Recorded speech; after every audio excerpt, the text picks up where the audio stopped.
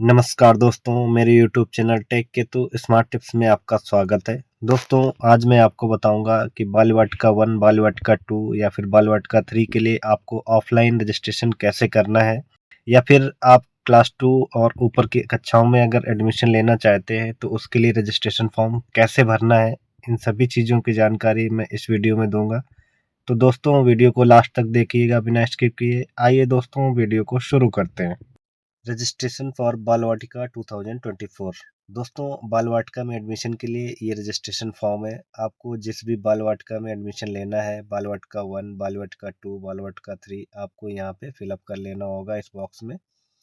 मान लीजिए दोस्तों, अगर आपको क्लास 2 या फिर उससे ऊपर की कक्षाओं के लिए रजिस्ट्रेशन करना है, तब भी एप्लीकेशन सेम ही होगा। यहाँ पे बाल वाटिका की जगह क्लास सेलेक्ट कर लेना होगा। और दोस्तों, इसमें सबसे पहले नंबर पर विद्यार्थी का पूरा नाम हिंदी में आपको यहाँ फिलअप कर लेना होगा। इसके बाद में name of child in full in capital letters. दोस्तों, बच्चे का नाम इंग्लिश में यहाँ पे कैपिटल लेटर्स में फिलअप कर लेना है। इसके बाद में 2 नंबर में जन्म तिथि अंकों में आपको यहाँ फिलअप कर लेनी होगी बच्चे की। इसके बाद में शब्दों में यहाँ पे जन्म तिथि शब्दों में भरी जाएगी दोस्तों। इसके बाद में ये देखिएगा बच्चे की आयु एज ऑन 31 मार्च 2024 को कितने दिन हो रही है। एज कैलकुलेट करके आपको कितने महीने हुई है, कितने दिन, कितने वर्ष कंप्लीट हो गए हैं, वो आपको एज इसमें फिलअप कर लेनी होगी। इसके बाद में दोस्तों 3 नंबर पर आपको बच्चे की आधार कार्ड संख्या भर लेनी होगी, और साइड में आपको यहाँ पे बच्चे की फोटो चिपका देनी होगी दोस्तों। इसके बाद 4 नंबर में बच्चे का ब्लड ग्रुप यहाँ पे फिलअप कर लेना होगा दोस्तों। इसके बाद में जेंडर सेलेक्ट कर लेना है, मेल है बच्चा, फीमेल है या अदर्स जो भी है वो सिलेक्ट कर लेना होगा। इसके बाद 5 नंबर में आपको बच्चे की कैटेगरी सिलेक्ट कर लेनी है, किस कैटेगरी में आता है, जनरल है या फिर जनरल ईडब्ल्यूएस है, SC ST OBC OBC non creamy layer EWS BPL या फिर डिफरेंटली एबल्ड है। तो इसमें से जो भी कैटेगरी आप सिलेक्ट कर सकते हैं। इसके बाद में देखिए दोस्तों, माता पिता का ब्यौरा आपको देना होगा। यहाँ पे आपको मदर्स की डिटेल भरनी होगी, इस साइड में आपको फादर की डिटेल फिलअप कर लेनी होगी दोस्तों। जैसे इसमें नाम हिंदी में यहाँ पे माता का नाम लिखना होगा, यहाँ पे पिता का नाम लिखना होगा। Name in English capital letters, माता का नाम इंग्लिश में लिखना है, यहाँ पे पिता का नाम इंग्लिश में लिखना है। नेशनलिटी सिलेक्ट कर लेना है, यहाँ पे माता की, यहाँ पे पिता की। इसके बाद में ऑक्यूपेशन, मतलब माता जी क्या करती हैं वो इसमें फिलअप कर लेना है। पिताजी का व्यवसाय क्या है वो यहाँ पे भर लेना होगा दोस्तों। इसके बाद में name of office, full address and contact number. अगर माताजी गवर्नमेंट जॉब करती हैं तो आपको यहाँ पे उनके ऑफिस का एड्रेस फिलअप कर लेना है, वो भी कॉन्टैक्ट नंबर के साथ में। अगर मान लीजिए पिताजी जॉब करते हैं। इसके बाद में दोस्तों full residence address and contact number, जो भी माताजी का एड्रेस होगा, एड्रेस यहाँ पे भर लेना होगा दोस्तों। अगर पिताजी का एड्रेस भी सेम है तो यहाँ पे पिताजी का एड्रेस भर लेना है। इसके बाद में दोस्तों मोबाइल नंबर, यहाँ पे माताजी का मोबाइल नंबर आ जाएगा, यहाँ पे पिताजी का मोबाइल नंबर फिलअप कर लेना होगा। इसके बाद में देखिए दोस्तों, दिया हुआ है विद्यालय से दूरी किलोमीटर में। आप जिस भी विद्यालय में एडमिशन लेना चाह रहे हैं वो घर से कितनी दूरी पर है, वो डिस्टेंस आपको सिलेक्ट कर लेनी होगी।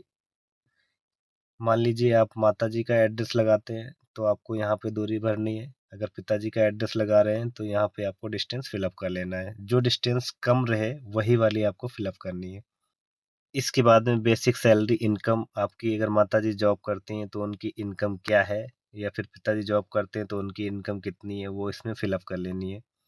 इसके बाद में नंबर ऑफ ट्रांसफर, मान लीजिए माताजी अगर गवर्नमेंट जॉब करती हैं तो उनके पिछले 7 सालों में कितने ट्रांसफ़र हुए हैं, वो ट्रांसफ़र यहाँ पे लिख देना है। या फिर पिताजी जॉब करते हैं तो उनके नंबर ऑफ ट्रांसफ़र यहाँ पे लिख लेने हैं। इसके बाद में देखिए दोस्तों, कैटेगरी ऑफ पेरेंट्स, आप किस कैटेगरी से अप्लाई कर रहे हैं एडमिशन के लिए, तो यहाँ पे कैटेगरी आपको सिलेक्ट कर लेनी है दोस्तों। ये देखिए स्टार मार्क करके बताया गया है कि विद्यालय से आवास की दूरी लिपि प्रमाणित, ये माता पिता अभिभावक का शपथ पत्र मान्य नहीं होगा, आवास प्रमाण पत्र देना आवश्यक है।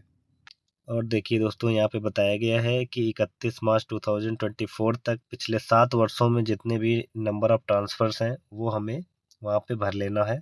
इसके बाद में यहाँ पे दोस्तों कैटेगरीज दी गई हैं। पहली कैटेगरी सेंट्रल गवर्नमेंट के लिए, दूसरी category autonomous body of central government, तीसरी कैटेगरी स्टेट गवर्नमेंट और चौथी category autonomous body of state government, पांचवी कैटेगरी अदर्स। इसके बाद में आपको यहाँ पे डेट डाल देनी होगी। इसके बाद में यहाँ पर आपको माता पिता या पिता के हस्ताक्षर करा लेने होंगे, आप जिसके भी कोटे से एडमिशन लेना चाहते हैं। इसके बाद में दूसरे पेज में दोस्तों सर्विस सर्टिफिकेट का ये फॉर्मेट दिया हुआ है। यहाँ पे अगर माता जी के कोटे से आप एडमिशन लेना चाह रहे हैं तो उनका नाम आएगा और यहाँ पे ऑफिस का नाम आएगा और यहाँ पे कार्यालय के सील लग जाएंगे, यहाँ पे डेट पड़ जाएगी दोस्तों। और ये देखिए दोस्तों, service certificate for state government के लिए है, ये भी उसी तरह से फिलअप करके आपको साइन करवा के अब इसके साथ अटैच करना होगा। यहाँ पर देखिए दोस्तों, certificate of number of transfer, जितने भी ट्रांसफ़र हुए हैं, किस यूनिट से प्लेस किया था, रैंक क्या थी, कहाँ से कब तक दूरी, रुकने की अवधि कितने दिन रहे, ऑर्डर नंबर, ये सारी चीज़ें आपको फिलअप कर लेनी है अगर आपके नंबर ऑफ ट्रांसफ़र हैं पिछले 7 सालों में जितने भी। यहाँ पे माता या पिता के हस्ताक्षर करा लेने होंगे जिसके भी ट्रांसफ़र्स आप इसमें भर रहे हैं।